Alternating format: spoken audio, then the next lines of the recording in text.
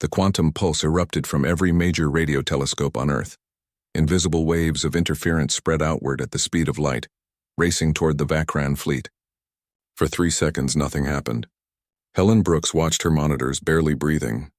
Had it failed? Had her calculations been wrong? Then the Vakran ships began to malfunction. Overlord Jarn felt his command ship shudder. Warning lights flashed across every console. His communication officers shouted reports of lost contact with the fleet. Ships were sending contradictory orders. Some reported enemy positions that did not exist. Others could not see the human forces directly in front of them. The quantum entanglement network that connected the fleet had been shattered. The Vakran ships were blind, deaf, and confused. "Restore communications," Jarn ordered, but his officers could not. The interference was too strong, too precisely targeted. For the first time in his long career of conquest, Overlord Jarn felt something he had not experienced in centuries: fear. General Paul Henderson watched the chaos unfold on his tactical displays. The Vakran formation was falling apart. Ships drifted out of position. Some fired on each other, unable to identify friend from enemy. It was working. Helen's impossible plan was actually working. "All units attack," Henderson ordered. "Hit them now while they are blind." Every human military asset launched simultaneously. Fighters rose from hidden bases. Ships emerged from behind the moon. Missiles fired from ground installations and orbital platforms. It was not the largest fleet, not the most advanced technology, but it was Earth's full strength thrown against a confused enemy. Commander Jake Morrison pushed Unity Prime toward the Vakran command ship. His damaged station shook with every movement. Alarms wailed constantly, but the engines held and the weapons worked. That was all he needed. The command ship was the largest Vakran vessel, over 5 kilometers long. It hung in space like a dark mountain, its weapon systems firing randomly in all directions. The quantum interference had affected it worse than the other ships. Without communication, without coordination, the mighty warship was just a target. "All weapons on the command ship," Jake ordered. "Everything we have." Unity Prime fired its railguns and launched every remaining missile. The weapons struck the Vakran command ship's shields during their flicker moments. Helen's frequency program worked perfectly. Explosions rippled across the alien hull. Other human ships joined the attack. Dozens of fighters swarmed the command ship like angry insects. They fired missiles, dropped mines, even rammed damaged craft into the alien shields. The Vakran tried to defend themselves, but their targeting systems could not lock onto the fast-moving human vessels. Captain Lisa Grant led her squadron straight at the command ship's bridge. She could see it now, a protruding structure at the front of the massive vessel. Intelligence said Overlord Jarn commanded from there. If they could take out the bridge, they might kill the Vakran leader. Lisa armed her last missiles and dove toward the target. Enemy fire filled the space around her. 2 of her squadron were hit and exploded. Lisa ignored them. She was committed now. Either she would destroy that bridge or die trying. Her targeting computer locked on. Lisa fired. All 4 missiles launched, streaking toward the bridge. They penetrated the shields and struck home. The bridge section erupted in fire and decompression. Through the flames, Lisa saw the structure collapse inward. "Bridge destroyed," she reported. Her voice was calm despite her racing heart. "Overlord Jarn is dead or disabled." The announcement spread through the human forces like electricity. They had killed the Vakran leader. The head of the serpent had been cut off. Lieutenant Kevin Palmer led a ground assault team against a Vakran ship that had crash-landed outside Phoenix. The ship was damaged but still dangerous. Its crew had evacuated and were setting up defensive positions. Kevin's team moved through the wreckage, fighting room by room. The Vakran warriors were tough, but they were also confused and leaderless. Without communication from their command, they did not know whether to retreat or stand and fight. Kevin's team exploited their confusion. They used grenades and heavy weapons to clear each section. It was brutal work, close-quarters combat against enemies who did not surrender easily. After 2 hours of fighting, Kevin's team reached the ship's reactor. They planted charges and retreated. The explosion destroyed the ship completely. 1 more enemy vessel eliminated. Similar battles raged across the planet and in orbit. Humans fought with desperate energy, knowing this was their chance. The quantum interference would not last forever. They had to do as much damage as possible while the Vakran were vulnerable. Dr. Helen Brooks monitored the interference pulse from her underground lab. The telescopes were performing beyond expectations, maintaining the quantum disruption for over 6 hours. But they were overheating. Systems were failing. She could push them harder, maybe by another hour, but at risk of destroying the telescopes permanently. Helen made the decision without hesitation. She increased power to maximum levels. If they won this battle but lost the war later, it would not matter. Everything depended on the next few hours. The telescopes around the world began to smoke and spark. Cooling systems failed. Circuit breakers popped. Engineers worked frantically to keep them operational. In Arecibo, the massive dish actually cracked from the thermal stress, but it kept transmitting. All of them kept transmitting, pushing beyond their design limits because human operators willed them to. Commander Jake Morrison watched as the Vakran command ship began to break apart. Secondary explosions tore through its structure. The mighty vessel that had led the invasion was dying. Jake felt no joy, only grim satisfaction. His crew had done their duty. Unity Prime had taken heavy damage in the attack. Life support was failing. The reactor was critical. Jake gave the order to abandon station. This time there was no argument. His crew had fought beyond exhaustion. They deserved to live. As Jake's escape pod launched, he saw Unity Prime drift into the expanding debris field of the command ship. Both vessels had given everything they had. Both had served their purpose. The battle lasted 8 hours. By the end, 19 Vakran ships had been destroyed. 17 more were too damaged to fight effectively. The remaining vessels, leaderless and confused, began to retreat toward the edge of the solar system. Captain Lisa Grant pursued the fleeing ships with what remained of her squadron. She wanted to destroy them all, to make sure they never came back, but General Henderson ordered her to return to base. Her fighters were out of ammunition and running on emergency fuel. They had done enough. As Lisa turned back toward Earth, she looked at the debris field filling Earth's orbit. Wrecked Vakran ships mixed with the remains of human vessels and stations. Thousands had died in this battle. Tens of thousands had died in the war. But Earth was still free. The quantum interference pulse finally collapsed after 9 hours. The telescopes had pushed far beyond their limits. Most were permanently damaged. Some had melted completely. But they had bought humanity the time it needed. President Linda Carter stood in the command center, watching as the last Vakran ships fled the solar system. She had not slept in 3 days. Her voice was hoarse from giving orders and making speeches, but she was smiling. "We won," General Henderson said. He sounded surprised, as if he could not quite believe it. "We survived," Linda corrected. "The war is not over. They will be back probably with more ships, but we proved something today. We proved humans cannot be conquered. We proved our freedom is worth any price," the general nodded. "What are your orders, Madam President?" Linda looked at the tactical display showing Earth and its orbital space. The planet was battered but unbroken. "We rebuild. We prepare. And we make sure that when they come back, we are ready." Dr. Helen Brooks emerged from her laboratory for the first time in a week. The sunlight hurt her eyes, but the sky was clear and blue, free of alien ships. She had never seen anything more beautiful. Her phone rang. It was her brother. He was alive, safe. Helen started crying and could not stop. All the fear and stress of the past weeks came pouring out. They had survived. Against impossible odds, humanity had survived. Lieutenant Kevin Palmer stood in the ruins of the Vakran ship outside Phoenix. Engineers were already studying the wreckage, trying to understand alien technology. If humans could reverse engineer even a fraction of what the Vakran possessed, it would advance Earth's technology by centuries. Kevin thought about the warriors he had fought. They were strong and well-trained, but they had depended too much on their technology, on their communication networks. When those failed, they did not know how to adapt. Humans had adapted. That made all the difference. Commander Jake Morrison reunited with his daughter at Edwards Air Force Base. She ran to him and hugged him so hard he could barely breathe. He hugged her back, not caring about the tears streaming down his face. He had kept his promise.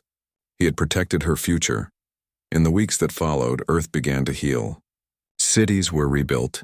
Casualties were counted and mourned. Memorials were erected for the fallen.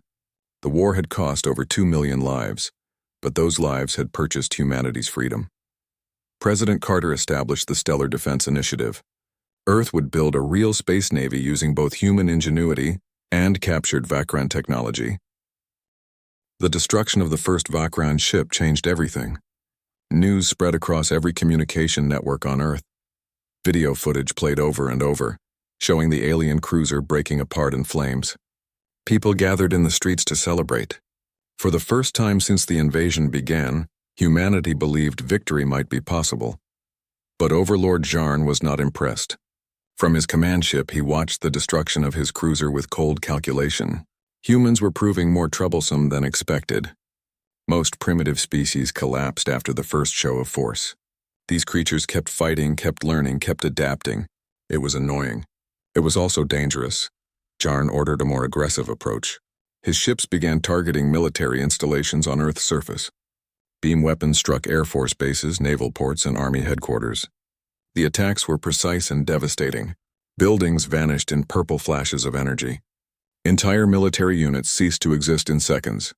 General Paul Henderson relocated his command center 3 times in 2 days, as the Vakran hunted for Earth's military leadership. He operated from mobile command vehicles, hidden bunkers, even a converted subway tunnel. The general refused to give up or surrender.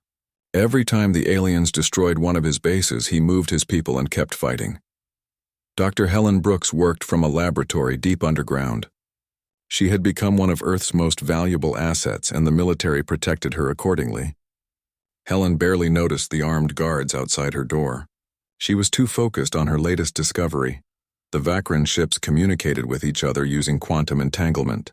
Helen had suspected this for days, but now she had proof. The ships sent instant messages across vast distances, coordinating their attacks perfectly. It was technology far beyond human capability, but Helen was not trying to build it. She was trying to break it. If the Vakran communication network could be disrupted even for a short time, their fleet would lose coordination. The ships would become confused, unable to work together. They might even attack each other by mistake. It was a brilliant plan, with one massive problem. Creating quantum interference on that scale required enormous power and precise calibration. Helen ran the calculations.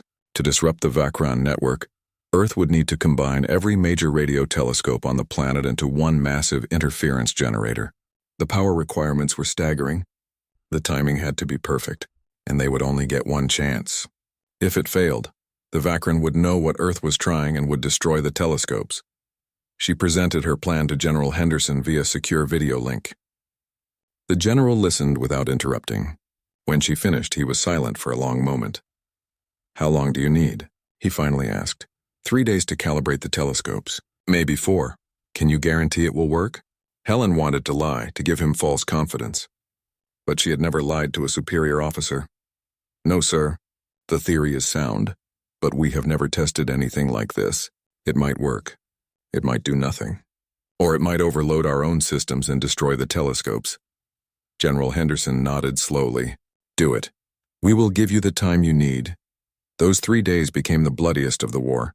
The Vakran intensified their attacks, sensing that humans were planning something. Strike teams hit every major radio telescope installation. Arecibo in Puerto Rico, the 500-meter aperture spherical telescope in China, the Very Large Array in New Mexico, and dozens more. All of them became targets. Commander Jake Morrison took Unity Prime into combat over and over. His station engaged Vakran attack craft, drawing them away from the telescope sites. His crew fought with exhausted determination. Knowing every minute they survived was another minute Helen had to complete her work. During one engagement, a Vakran fighter got past Unity Prime's defenses and fired on the station's main reactor. The reactor did not explode, but it was damaged. Power levels dropped to 40%. Life support became unstable. Jake had 2 choices: evacuate his crew or stay and keep fighting. "We stay," Jake told his officers. "Earth needs every ship in this fight." His crew agreed without hesitation.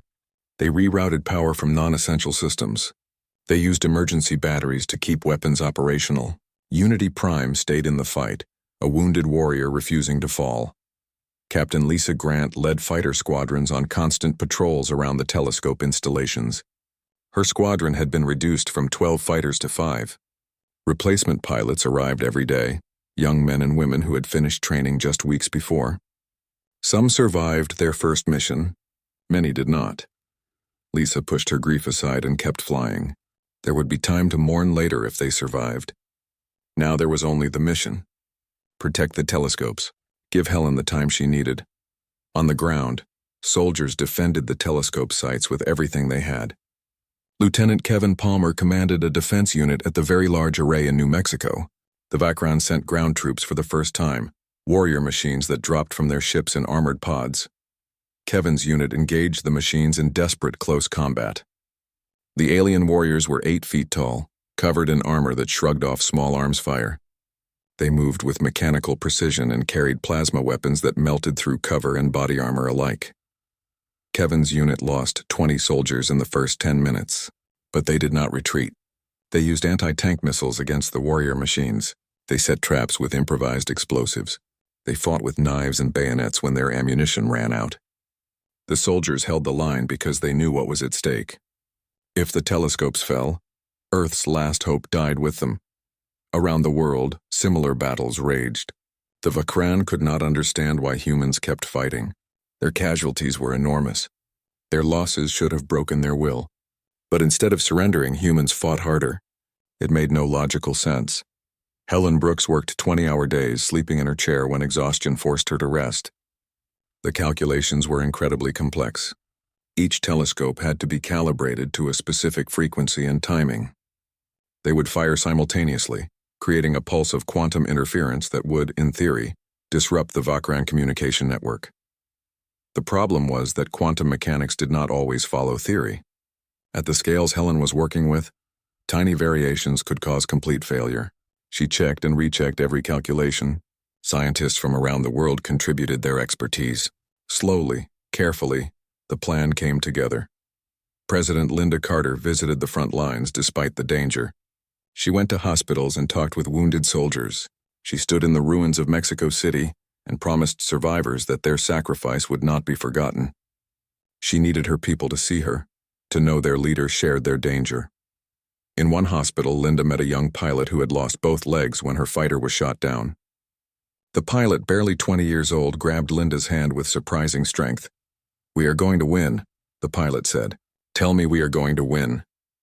Linda looked into the young woman's eyes and saw desperate hope. She could have lied, offered comfortable words. Instead, she told the truth. "I do not know if we will win, but I know we will never stop fighting. As long as one human draws breath, we will resist. That has to be enough." The pilot nodded and released Linda's hand. "Then it is enough." On the 7th day of active combat, Helen Brooks sent a message to General Henderson. "We are ready." The general activated the final defense plan. Every functional military unit on Earth and in orbit moved into position. They would launch a massive coordinated assault the moment Helen activated the quantum pulse. It was Earth's last gamble. If this failed, there would be nothing left to try. Jake Morrison received his orders on Unity Prime. His damaged station would lead the attack on the Vakran command ship, the massive vessel that carried Overlord Jarn. It was a suicide mission. Unity Prime was barely functional, held together by emergency repairs and the determination of its crew. But Jake did not hesitate. "All hands to battle stations," he announced. "This is it. Everything we have been fighting for comes down to the next few hours. Our families are counting on us. Our world is counting on us. We will not let them down." His crew responded with tired but determined voices. They had lost friends. They had been wounded. They had seen horrors no one should witness. But they were still here, still fighting, still human. Lisa Grant gathered her remaining fighters for one final mission. She looked at the young faces in the briefing room. Most were teenagers, rushed through training to replace the dead. She wanted to tell them it would be okay, that they would survive. But she respected them too much to lie. "Some of us will not come back," Lisa said, "but our sacrifice will matter. We are buying time for our world to survive. There is no greater honor, no greater duty. I'm proud to fly with you." The pilot saluted. Lisa saluted back, swallowing her tears. Helen Brooks stood in the control center, surrounded by screens showing data from telescopes around the globe. Hundreds of scientists stood ready at their stations. They had done everything humanly possible to make this work. Now it was time to find out if humanity was clever enough to defeat an empire that had conquered the stars. "All stations report ready," an assistant said. Helen took a deep breath. Her hands trembled as she reached for the activation switch. The fate of Earth rested on calculations and theories, on hopes and desperate prayers. The deadline came at noon on the 7th day. Humanity's answer had been clear, delivered through President Carter's speech and the mobilization of every military force on Earth. The world held its breath, waiting for the Vakran response. It came swiftly and without mercy. A Vakran ship positioned over the Pacific Ocean moved toward Unity 7. Commander Jake Morrison watched it approach on his displays. The alien vessel dwarfed his station, blocking out the sun. Jake gave the order to fire. Railgun rounds and missiles launched from Unity 7, streaking toward the Vakran ship at incredible speeds. The weapons struck an invisible barrier 50 meters from the alien hull. They exploded harmlessly against shields that lit up briefly, showing intricate geometric patterns. The Vakran ship did not slow down. It fired a single beam of purple energy. The beam cut through Unity 7's shields like they were paper. Alarms screamed throughout the station. Hull breaches on every level, power systems failing. Jake grabbed the station-wide communication system. All crew to escape pods. Evacuate immediately. This is not a drill. His crew moved with trained efficiency despite their fear. They had practiced evacuation drills hundreds of times. Now those drills saved their lives. Pod after pod launched from Unity 7, scattering in different directions. Jake stayed at his post, making sure every crew member escaped. When the last pod launched, he ran for his own. Unity 7 exploded 3 minutes later. Jake watched from his pod as the station he had commanded for 6 months turned into an expanding cloud of debris.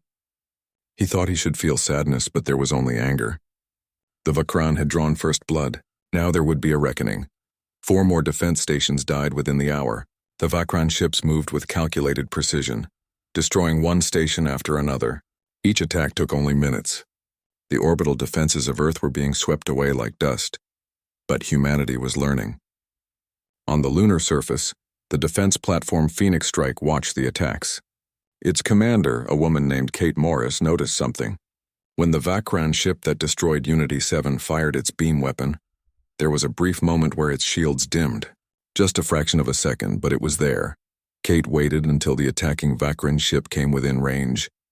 She armed her most powerful missile, a nuclear warhead designed to destroy large asteroids. She watched the alien ship's shield patterns, timing her shot. When the shields dimmed for their microsecond flicker, Kate fired. The missile struck the Vakran ship directly. The explosion lit up the dark side of the moon. When the light faded, the alien ship was still there. But it was damaged. Burn marks scarred its hull.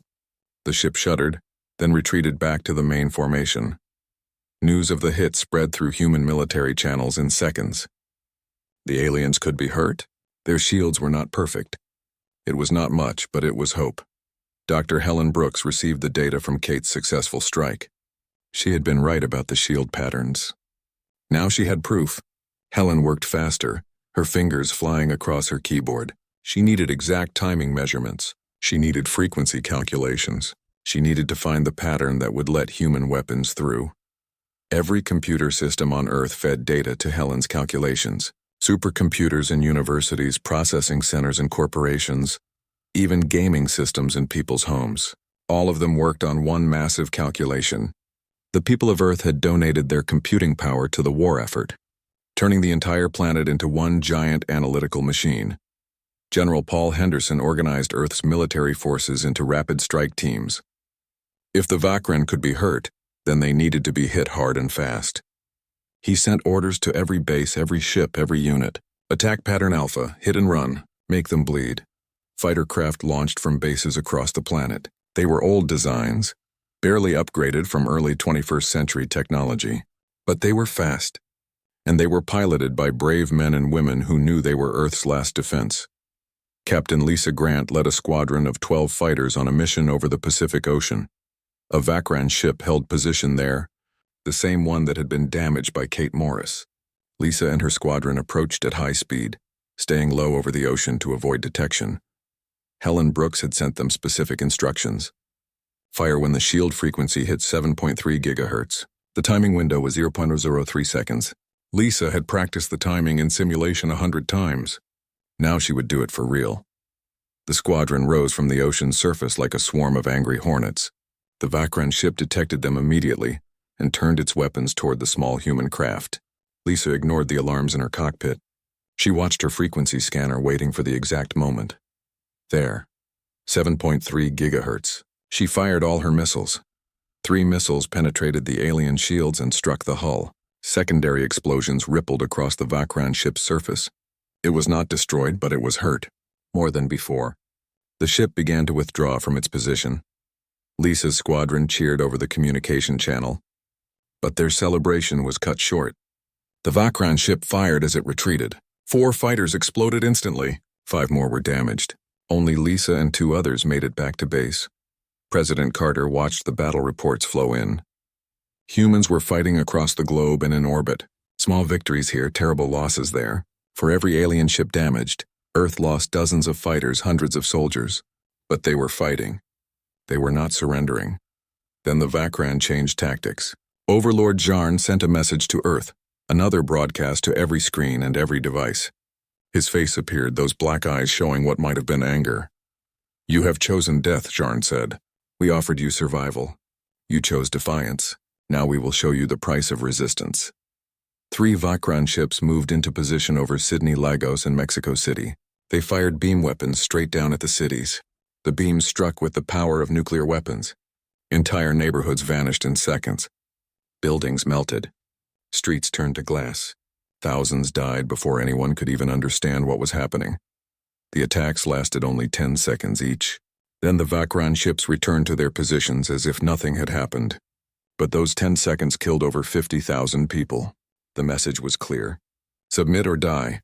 The world reeled from the attacks. Rescue workers pulled survivors from the rubble while fires burned out of control. Hospitals overflowed with the injured. 3 major cities had been struck, and everyone knew more attacks would come. But humanity did not break. The attacks made people angry, not frightened. How dare these aliens come to Earth and murder innocent people? How dare they demand submission? The anger spread like wildfire. People volunteered for military service in record numbers. Factories retooled to produce weapons. Scientists worked around the clock on new technologies. Jake Morrison landed his escape pod at a military base in California. He barely took time to rest before reporting for duty. General Henderson gave him command of a new defense station being assembled in orbit. It was smaller than Unity 7, hastily built, but it was armed and ready. Jake named it Unity Prime. Within 2 days, Jake was back in space with a new crew. They all knew the danger. They had all watched Unity 7 die. But they went up anyway, because someone had to defend Earth from orbit. Helen Brooks finally cracked the shield frequency patterns. She created a computer program that could predict exactly when and where the shield flickers would occur. It required perfect timing and perfect aim, but it worked. She distributed the program to every military unit on Earth and in space. Now humanity had a weapon. Not a perfect weapon, not something that guaranteed victory, but something better than blind hope. They could hurt the Vakran. They could make the aliens pay for every attack. Lieutenant Kevin Palmer, a young pilot at Vandenberg Space Force Base, studied the captured footage of Vakran ships. He watched their movements, their attack patterns. He noticed something interesting. The aliens always positioned their sensors facing forward and to the sides. But underneath, there seemed to be a blind spot. Kevin brought his observation to his commanding officer. "What if we attack from directly below?" he asked. "They might not see us coming until it is too late." His commander agreed it was worth trying. They modified cargo shuttles, stripping them down and adding missiles and mines. It was a desperate plan, essentially a suicide mission, but Kevin volunteered anyway. So did 15 others. They launched at midnight, approaching a Vakran cruiser from below. The alien ship's sensors swept over them but did not lock on. Kevin's guess was correct. The aliens had a blind spot. The shuttles flew right up to the Vakran ship's hull. Kevin's crew planted nuclear mines directly on the alien metal. Then they retreated as fast as their engines could manage. 60 seconds later, the mines detonated. The Vakran ship tore apart from the inside. It was the first alien vessel completely destroyed by human weapons. The explosion lit up the night sky over California, brighter than the full moon. People came out of their homes to watch it, cheering and crying at the same time. The war had turned a corner. Humanity was still outmatched, still losing more than they won. But they were learning, adapting, and fighting back. The Vakran had expected quick surrender. Instead, they faced an enemy that got stronger with every battle, more determined with every loss. 3 days passed with no word from the alien ships. The world existed in a strange state between normal life and complete panic. People still went to work, children still went to school, but everyone moved through their days like sleepwalkers, eyes constantly turned upward watching the sky. General Paul Henderson barely left the command center. He studied the alien ships from every angle, looking for weaknesses. His analysts worked around the clock, building models and running simulations. Every simulation ended the same way. If the aliens wanted to destroy Earth, humanity could do nothing to stop them. The general stood before a wall of screens, each showing a different alien vessel. They were marvels of engineering, sleek and deadly. Human spacecraft looked like children's toys in comparison. Henderson had spent his career preparing for war. He had fought in 3 conflicts, commanded soldiers in combat, made the hard decisions that cost lives to save lives. But this was different.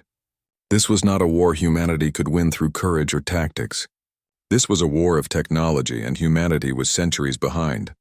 On the 4th day, everything changed.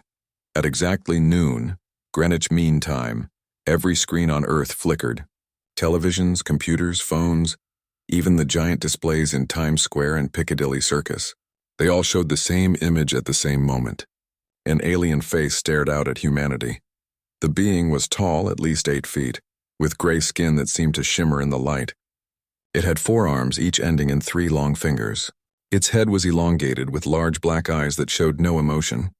When it spoke, the words came in perfect English and in every other human language simultaneously. "People of Earth," the alien said. Its voice was deep and cold. "I am Overlord Zarn of the Vakran hierarchy. Your world has been selected for integration into our empire. You will comply with our demands or you will be eliminated." President Linda Carter watched from the command center, her hands gripping the edge of her chair. Around her, military officers and advisors stood frozen. This was first contact, the moment humanity had dreamed about for generations. It was nothing like they had imagined. Zarn continued speaking. "The Vakran hierarchy has conquered 400 worlds across this galaxy. We bring order to chaos. We bring purpose to primitive species. You should be grateful for this opportunity." The alien's image shifted, replaced by a list of demands. The text appeared in every language, clear and specific. Earth would surrender all military weapons within 7 days. 20% of all food production would be given to Vakran collection ships. All space stations and colonies would be dismantled. And most disturbing, 10 million humans between the ages of 18 and 30 would be selected for genetic evaluation and labor programs. "You have 48 hours to accept these terms," Zarn said. His face reappeared on every screen. "Resistance is pointless. We have destroyed species far more advanced than yours. Accept your place in the hierarchy, and you will be allowed to survive. Refuse, and we will demonstrate the cost of defiance." The screens went dark. For several seconds, the world was silent. Then the chaos began. People poured into the streets. Some shouted in anger. Others fell to their knees and wept. Parents held their children close, terrified of the selection that would take young people away. Within an hour, protests erupted in every major city. Crowds gathered outside government buildings, demanding answers, demanding protection, demanding the impossible. Helen Brooks sat in her laboratory, tears streaming down her face.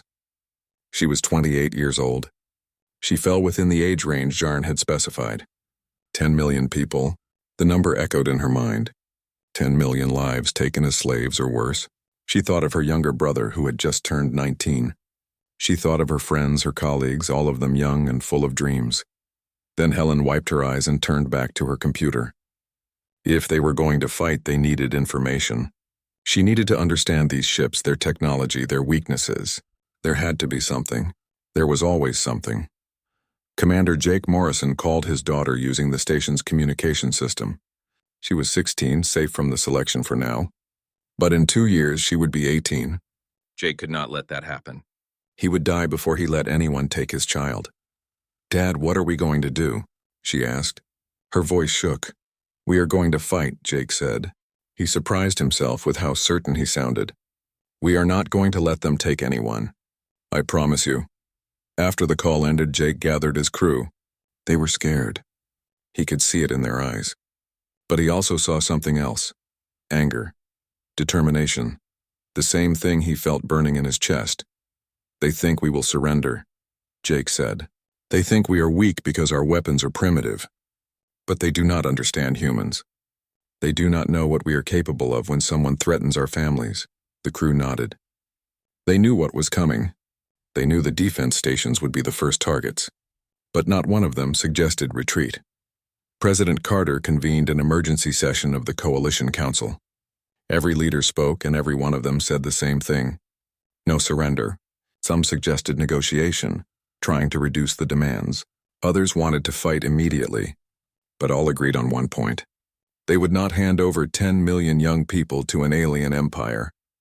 Linda stood before the council and the cameras broadcasting her words to the world. She was 56 years old, a former senator who had led Earth through 2 decades of peace. She had never wanted to be a wartime president, but fate had other plans. People of Earth, she began. Her voice was steady, stronger than she felt inside. We have received demands from the Bakran. They want us to surrender our freedom, our children, our future. I stand before you today to say that we refuse. Cheers erupted in the council chamber. Linda waited for silence before continuing. We will not give up our weapons. We will not give up our food. And we will never, never give up our people.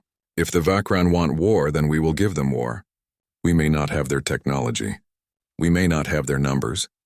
But we have something they do not understand. We have the human spirit. We have courage. We have the knowledge that some things are worth dying for. Around the world, people watch the speech.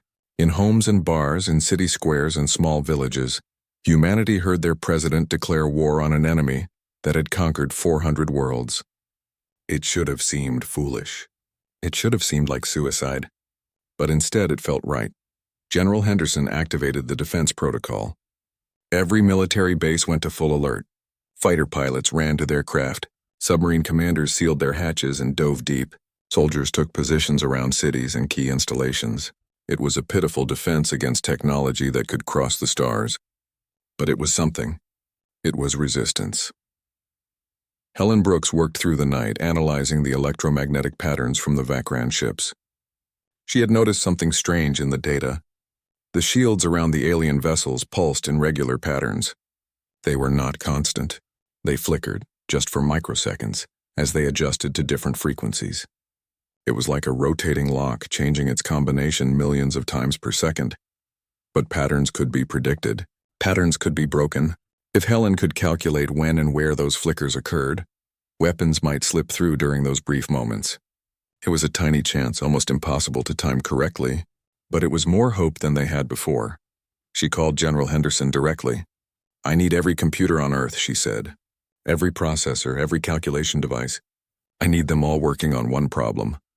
The general did not hesitate. You have them. In orbit, Jake Morrison watched the timer count down. 48 hours until the deadline. 48 hours until the Vakran would attack. He checked his weapon systems for the 100th time. The railguns were loaded. The missiles were armed. Unity 7 was as ready as it would ever be. Jake thought about his daughter. He thought about all the daughters and sons on Earth. He thought about humanity's long journey from caves to cities to space. They had come so far. They had survived ice ages and plagues and wars. They would survive this too. They had to. The Vakran ships remained silent, waiting for humanity's answer. But they had already received it. Earth would not bow. Earth would not surrender. The war was coming, and humanity stood ready to pay whatever price freedom demanded. The morning started like any other Tuesday in April 2047. Dr. Helen Brooks sat at her desk inside the Arecibo Observatory in Puerto Rico, drinking her 3rd cup of coffee. She had been working the night shift, monitoring radio signals from deep space. It was quiet work, sometimes boring, but Helen loved it. She had spent her whole career listening to the stars. At exactly 6:47 in the morning, her computer screen lit up with warnings. Helen leaned forward, her coffee forgotten. Strange signals were coming from the edge of the solar system. They were moving fast, impossibly fast. She ran the calculations 3 times, certain she had made a mistake. Nothing natural could move at those speeds. Helen grabbed her phone and called her supervisor. Within 20 minutes, observatories around the world were pointing their instruments toward the signals. Everyone saw the same thing. Something big was coming toward Earth, and it would arrive soon. High above Earth's atmosphere, Commander Jake Morrison floated through the corridor of Unity 7. one of 12 defense stations orbiting the planet. Jake had been in space for 6 months, and he was looking forward to going home next week. He missed his daughter's birthday, and he wanted to make it up to her. The alarm on his wrist device buzzed. Jake pulled himself to the nearest computer terminal and read the message. Unknown objects approaching Earth, all stations on high alert. His stomach dropped. In his 15 years of service, he had never seen a real alert. There had been drills, plenty of them, but never the real thing. Jake pushed himself toward the command center. His crew was already there, staring at the main screen. Dots appeared on the radar, growing larger by the minute. There were dozens of them, each one massive. Jake had seen asteroids, space debris, and every type of satellite. These were none of those things. They were ships. In Geneva, Switzerland, President Linda Carter sat in an emergency meeting with the United Earth Coalition Council. The room was full of leaders from every nation, all of them looking worried. General Paul Henderson stood at the front, pointing to a holographic display that showed the approaching objects. "We estimate arrival in 36 hours, General Henderson said. His voice was calm, but Linda could see the tension in his shoulders. "We have tried every form of communication. Radio, laser, quantum signals, nothing, they are not responding." "How many?" asked the representative from China. 47 ships, General Henderson replied. "Each one is approximately 3 kilometers long. We have never seen technology like this." The room fell silent. Linda looked around at the faces of the world's leaders. She saw fear, confusion, and something else. Determination. Humanity had been united for 20 years under the coalition. They had built colonies on Mars and the Moon. They had ended most wars on Earth, but now they faced something completely new. "We prepare for anything," Linda said. "Alert all military forces. Get our scientists working on analysis. And keep trying to communicate. Maybe they are friendly." But in her heart, Linda did not believe that. Nothing friendly would approach Earth without warning, without contact, without any attempt at peace. The next day, people all over Earth looked up at the sky. News channels showed computer simulations of the approaching fleet. Some people prayed. Others packed their belongings and tried to leave the cities. Most simply waited, unsure of what else to do. Helen Brooks worked non-stop, analyzing every piece of data about the alien ships. She barely slept, living on coffee and energy bars. The signals from the ships were unlike anything in human records. They used frequencies that seemed to shift and change. Helen noticed patterns, mathematical sequences that repeated. She was sure they meant something, but she could not crack the code. Jake Morrison watched from Unity 7 as the alien fleet entered Earth's orbit. It happened in the middle of the night, his time. One moment the sky was empty. The next, massive dark shapes appeared, moving into position around the planet. They were enormous, bigger than anything humans had ever built. Their hulls were dark gray, almost black, with strange angular designs. No lights, no signals, just silent, ominous presence. The 47 ships spread out, forming a perfect ring around Earth. They positioned themselves so that no spacecraft could leave or enter the atmosphere without passing near one of them. It was a blockade, complete and absolute. Jake sent his crew to their stations. Weapons were powered up, shields activated. Unity 7 was armed with railguns and nuclear missiles, weapons designed to destroy asteroids or hostile satellites. Jake knew they would be useless against ships that could cross the solar system in days, but he had his orders. Defend Earth, no matter the cost. President Carter stood in the command center beneath the coalition headquarters. Screens showed feeds from all 12 defense stations, from satellites, from ground-based telescopes. The alien ships just sat there unmoving, waiting. "Try again," Linda ordered. "All frequencies. All languages. Tell them we come in peace. Tell them we want to talk." The communications officer nodded and sent the message. It joined thousands of other messages that had been sent over the past 2 days. None had received any answer. General Henderson approached the president. "Ma'am, we should evacuate the major cities." If we evacuate, we cause panic," Linda interrupted. "Millions could die in the chaos. No, we stay calm. We show strength. We do not act like frightened children." But Linda was frightened. Everyone was. Humanity had dreamed of meeting aliens for centuries. They had imagined wise beings who would share technology and knowledge. They had imagined new friends among the stars. This was not that dream. This was a nightmare. On the 3rd day, the world held its breath. The alien ships remained motionless. No weapons fired. No smaller craft launched. Nothing. The silence was worse than any threat. It gave humanity time to imagine every horrible possibility. Helen Brooks sat in her laboratory staring at her screens. She had not slept in over 50 hours. Her eyes burned and her head ached, but she kept working. There had to be something in the data, some clue about who these visitors were and what they wanted. Jake Morrison ate dinner with his crew in the small cafeteria of Unity 7. Nobody talked much. They all knew they were in the front line. If the aliens attacked, the defense stations would be the first targets. Jake looked at the young faces around him. Most of his crew were in their 20s, barely older than his daughter.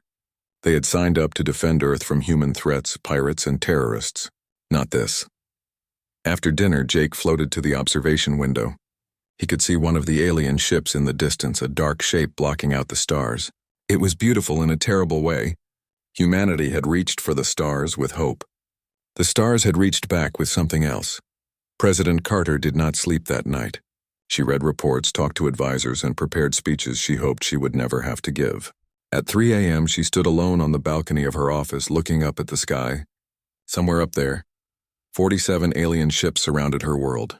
Somewhere up there, her people stood ready to fight. Somewhere up there, the future of humanity waited in the dark.